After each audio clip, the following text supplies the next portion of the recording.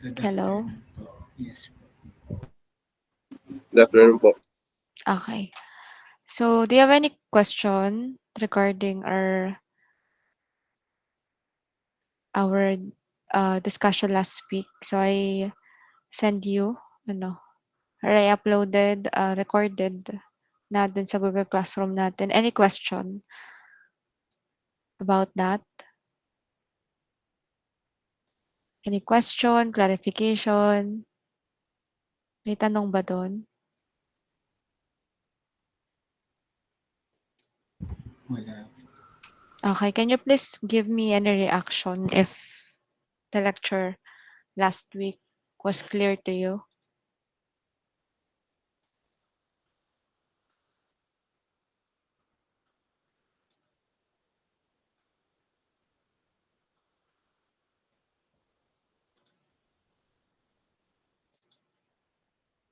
Okay. So for this meeting, we'll be discussing cascade system.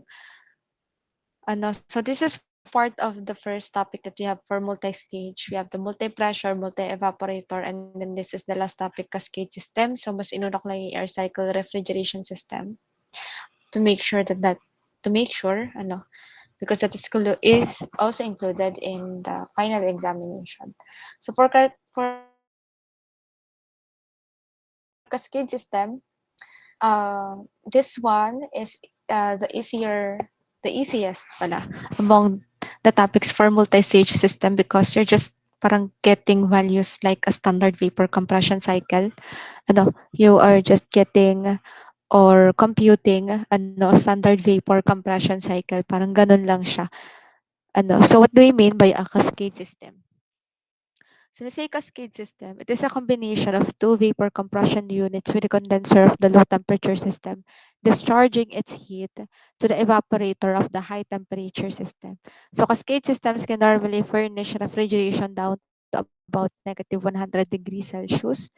There are two types of cascade. We have the closed cascade condenser and we also have the direct contact heat exchanger. So what is the difference between the two? I will also give you an example sample problem for each type of the cascade system. So the first one is the closed cascade using a closed cascade condenser. So in this, fluid in the high pressure and low pressure system may be different. This is the schematic diagram of a closed cascade condenser. And as you can see, again, based on the concept that we have, okay, so based on the concept that we have, the closed cascade condenser, fluid in the high pressure and low pressure may be different. So kung mapapansin ninyo, the pipeline that you have here for a closed cascade condenser has a separate pipeline for the low temperature system and for the high temperature system. So in this case, so we have different fluids flowing in each of the loop of the high pressure and low pressure system. For the indirect, for the direct contact heat exchanger, the same fluid is used through the system. So same fluid, this is its schematic diagram. So same fluid is flowing in a direct contact cascade condenser. While in the closed cascade condenser, we have two separate pH diagram kasi magkaiba nga yung properties ng refrigerant natin. So since magkaiba yung refrigerant, magkaiba yung pH diagram. For the direct contact cascade condenser, so since parehas yung refrigerant niya, mostly same refrigerant is used in the low temperature system and high temperature system. So you have one pH diagram showing the system, the low temperature system pH diagram, and the high temperature system pH diagram. So this is the schematic diagram of a closed cascade condenser. So, wala tayong gagamitin na chart kasi air yung refrigerant natin doon. So, all the formulas in getting work and COP or heat added was already included in the lecture. Ano? So, let us start our discussion for this closed cascade condenser. So, this is the schematic diagram of a closed cascade condenser. Okay.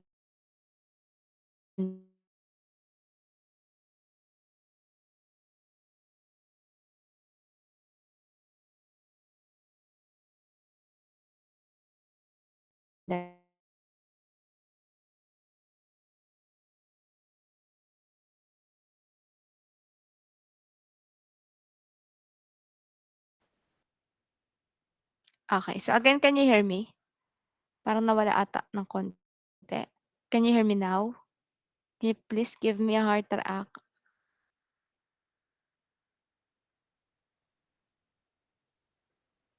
Okay. Okay. So since again we have the low temperature and high temperature system loop, our mass at the low temperature is equal. So M1 is equal to M2 is equal to M3 is equal to M4. While on the high temperature system loop, M5 is equal to M6 is equal to M7 is equal to M8. Okay? Okay. So how are we getting the M1? So M1 is on the low temperature evaporator, so QA over H1 minus H4. Okay, so refrigerating load of low pressure evaporator. So ito yon. No. So low pressure evaporator, yan yon.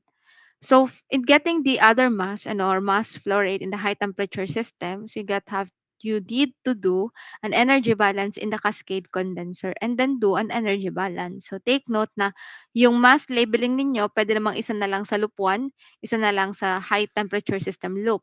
Pwedeng M1, M2 na lang. But since dito, ang gawin natin is M1 and M5 yung gamit. So kaya dito in doing um an energy balance, so yan yung ating formula. So again, pwede namang hindi nyo natandaan to kasi alam ko maalam na kayo mag-energy balance. And then for the power of low pressure compressor, since M1 yung mass flow rate for the low pressure compressor, so M1 times H2 minus H1. And then for high pressure compressor, gamit naman natin is the second mass flow rate or the mass flow rate at the high temperature system multiplied by the change of enthalpy, which is H6 minus H5. So for the total work of compressor, just have to add W1 plus W2 and get the total work. Okay, so how are you getting all the values needed for the enthalpy? So since this acts as a standard vapor compression cycle, ganun lang din yung pagkuha ng values ninyo. So ang mahirap lang ditong kuhanin is the superheated region. So you have to obtain two properties, in this case entropy and the pressure at the condenser to get the properties for superheated. Okay, so to have a clear understanding for this closed cascade condenser, can you please read this problem, Mariel?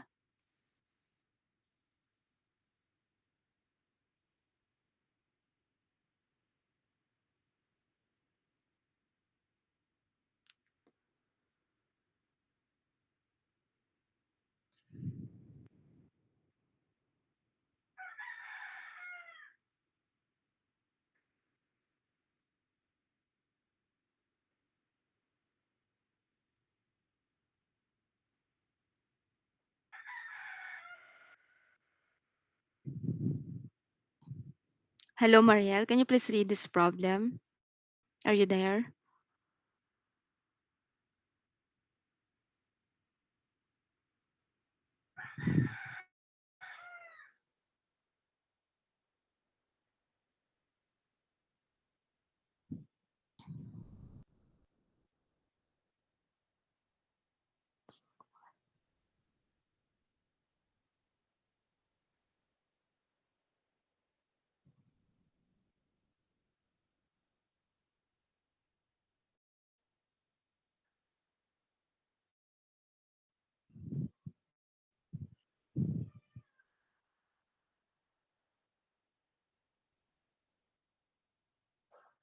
Okay, how about you, Jillian? Mariel, for your attendance, you can type your a good afternoon in our in-call messages so that I know you're there.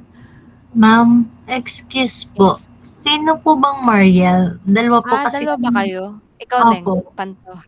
ako na po. Dapat Sige sinabi po. niyo agad kasi dalawa nga kayo. Okay, Hala, sorry. okay po. Okay. O siya, maghahan na lang yung isang Mariel para makita ko naman siya. Haha-react. Ayun. Okay. Ma'am, babasahin ko lang po. Okay po. A Yes, cascade Neng. refrigerating system uses refrigerant 22 in the low temperature unit and refrigerant 12 in the high temperature unit.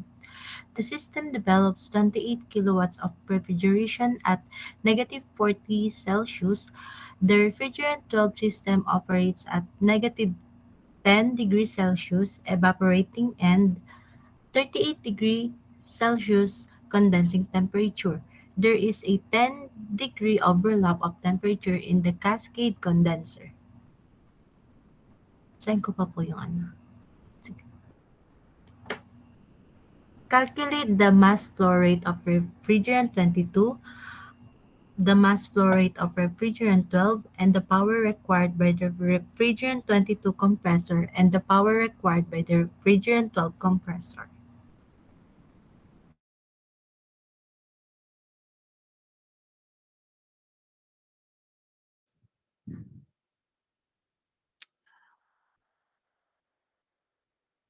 Okay, so for this problem, I will give you, so since again, this is just a standard vapor compression cycle, ano na, parang dalawa lang siya. Ano, so you have to obtain all the enthalpies at each state point, ano, and then draw a pH diagram para mas maintindihan ninyo separately the, okay, so in here, the low temperature system uses R22 and the high temperature system uses R12. Ano, so take note, sa pagkuha ng value, you have to get to use two different tables, ano, for R22 and R12. Ano, so the low pressure evaporator is working at -40. Heat added natin is 28 kilowatt. So kailangan nating makuha is the mass flow rate for the high and for the low and high temperature system and the power required for R22 and R12.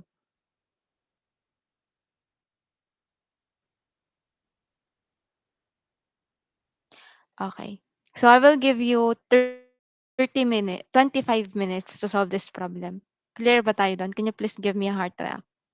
So again, kaya kayo na yung pinagsosolve ko dito kasi siya naman is parang standard vapor compression cycle lang. Ano, so same lang siya doon sa una nating naging discussion. So the only difference is dito, dalawa siya. Ano, so yung standard vapor compression isa, pero dito dalawa, ano, you're going to treat this as standard vapor compression cycle in solving this cascade system. Okay? Okay, so we'll discuss this problem at exactly, siguro mga 2:50. Ano?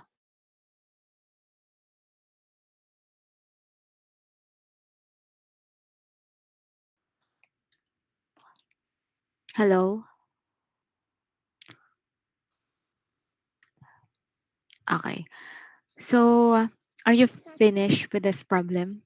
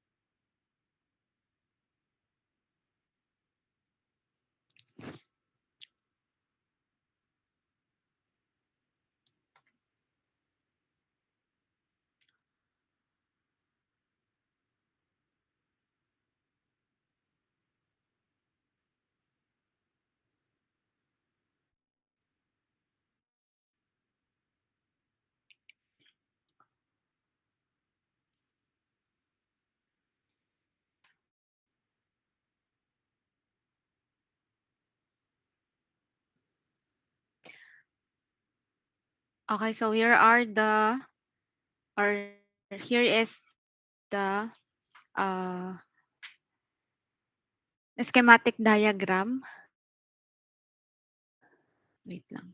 Yan. So here is the schematic diagram. And then, isa-isahin natin yan, i-analyze. No? We will start at the bottom or on the top, uh, lower temperature system with the temperature -40 in the evaporator and 0 naman doon sa ating cascade condenser. Okay? So in here, we have 200 as H3, which is equal to H4, which is HF at 0 degrees. So H1 is Hg at -40, and H2 is the superheated, where entropy 2 is equal to S1, and then ang pressure natin na gamit is 497.6. So in M1, we'll get or obtain 0.1485. So, sinong nakakuha ng same na answer for M1? Can you please give a heart reaction? Or yung or yung malapit na value for M1? Wala. What H2 did you obtain? Hello? Hello, can you hear me?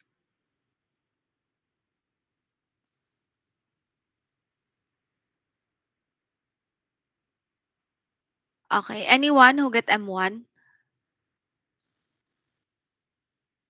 Bakit hindi nakuha?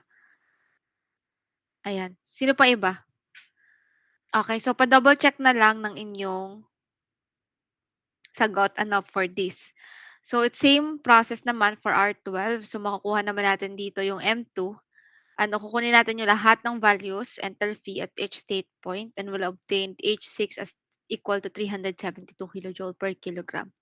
So, using an energy balance in the cascade condenser, ma-obtain natin yung M5, which is the mass flow rate flowing in our high temperature system, which is 0.3048.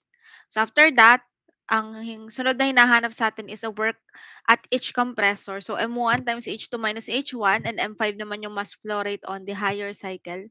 So, M5 times H6 minus H5.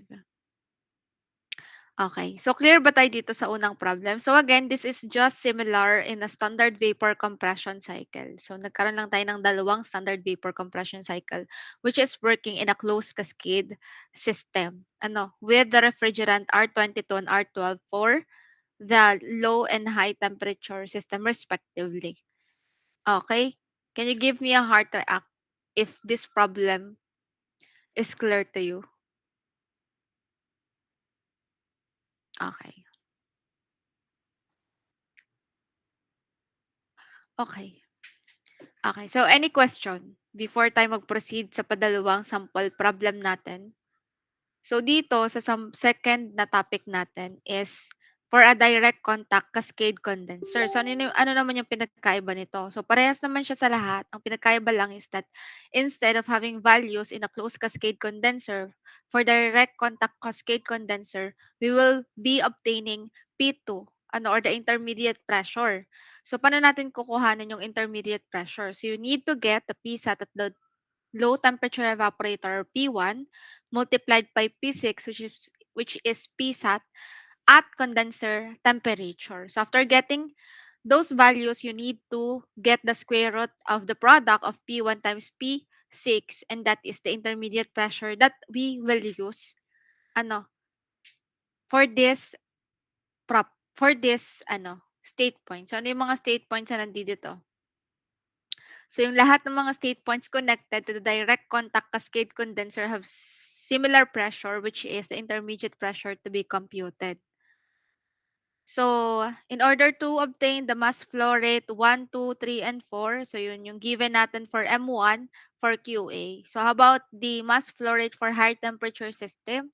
So, close our energy balance or heat balance naman in the direct contact cascade condenser. Okay?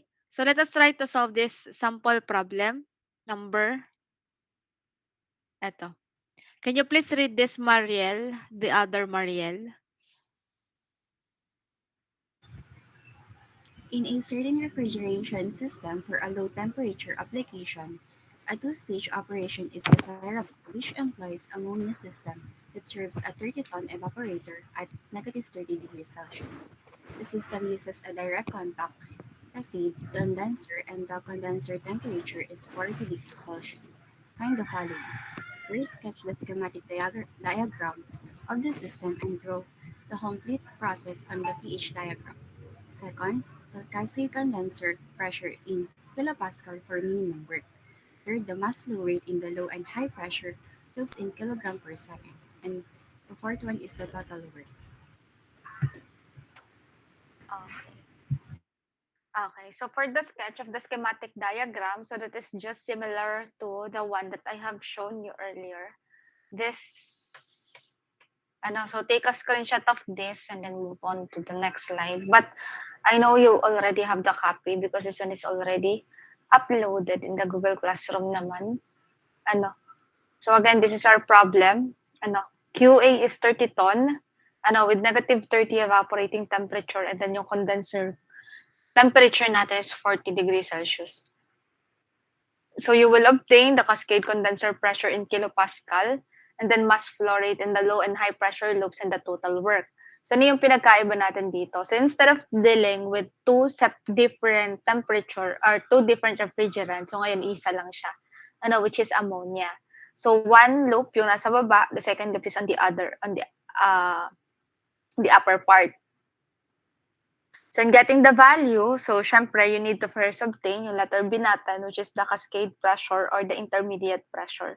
So in order to obtain it, you have to get the saturation pressure at state point 1 and the saturation pressure at the condenser temperature and get the square root of the product of the two values. So after getting it, yun yung gagamitin ninyo to get the enthalpies at each state point and then solve for what is asked in the problem, which is the mass flow rate in the low and high pressure loop and the total work. So is this problem clear to you?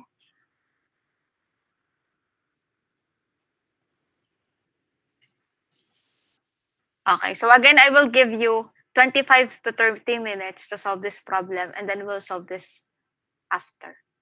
Okay? Again, give me a heart reaction if that instruction is clear to you. Okay.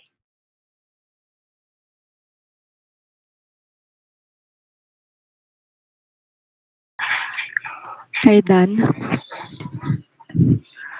Okay, can you give me a heart reaction if you're done?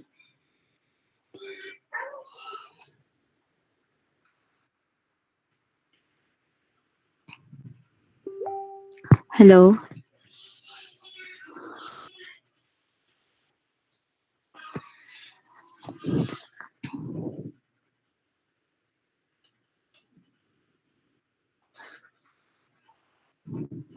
Okay, can you type here your answer? The mass flow rate and the low and high pressure loop and then for the total work. For BC, pala. Here in our call messages. So let us just discuss this.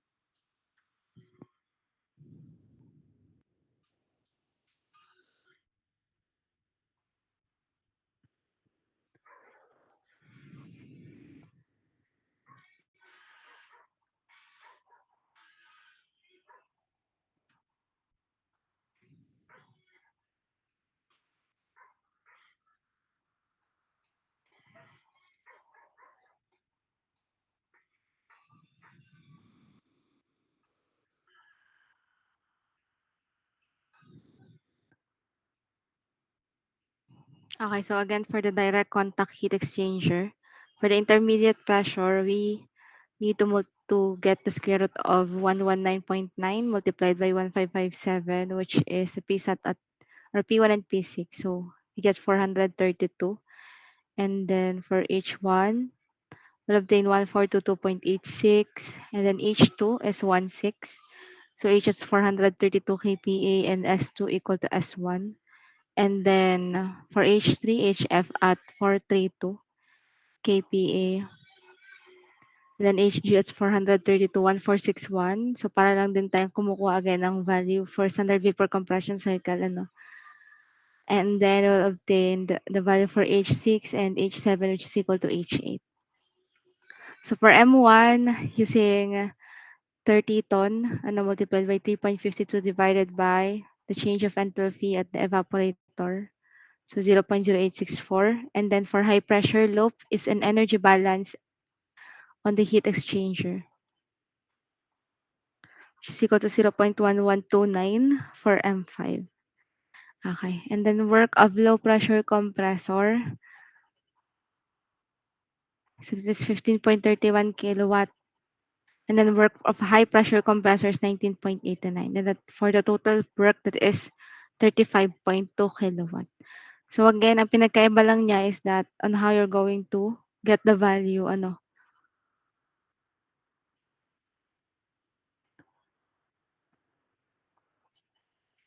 Okay. Okay. Is this problem clear to you? Can you give me a heart reaction kung clear na dito? Okay. And then for the design project, so most of you are asking when to submit. And also the first time that we have discussed about the design project is that the first schedule we have is you submitted week 16. But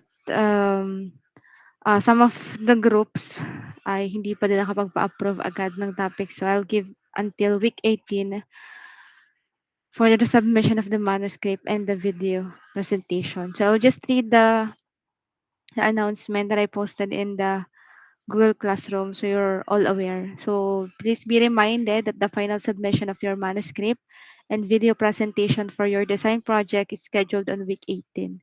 So ensure that both requirements are submitted on or before the deadline in order to avoid penalties. So your video presentation is an essential component of your final design project grade. Should be effectively summarize your entire project and highlight your engineering design process. So please follow this guidelines. So yung time, included time to be used for the design project presentation is 15 to 18 minutes.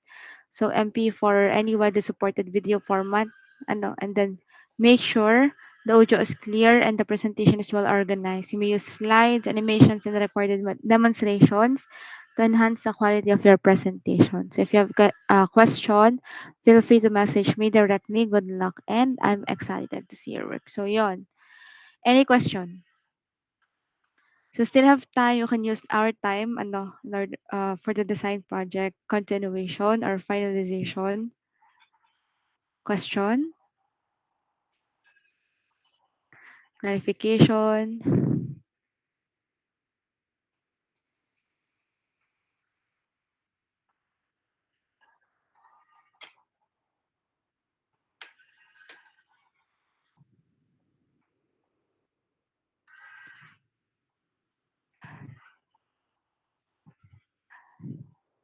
Okay. Any question? Okay. Can you give me a heart reaction if this discussion is clear to you?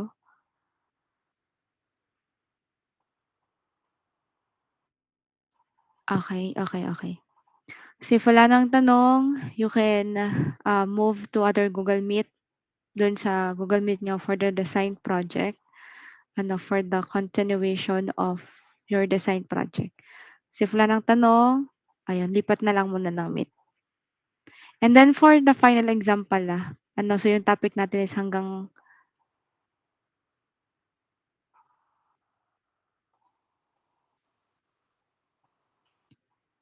so for the final project, ay final examination pala, sorry. So for the final examination, coverage natin is until dito sa topic na to. Okay. Ayun. And then yung type natin is concept, but more on analyzation naman yung concept natin and then problem solving. So ayun. Any question? Okay, goodbye everyone kung wala ng tanong. And then if ever na may tanong, we have our GC. Ayun, lipat na lang ng Meet. Thank you po. Thank you. Thank you po.